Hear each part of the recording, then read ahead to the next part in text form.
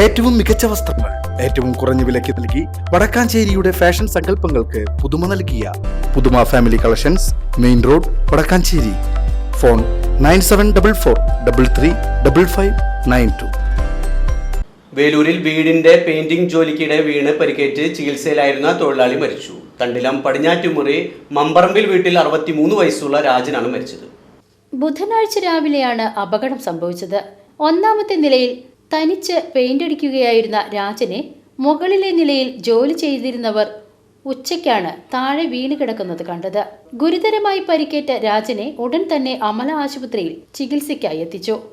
ചികിത്സയിലിരിക്കെ വെള്ളിയാഴ്ച വൈകിട്ടോടെ മരണപ്പെടുകയായിരുന്നു.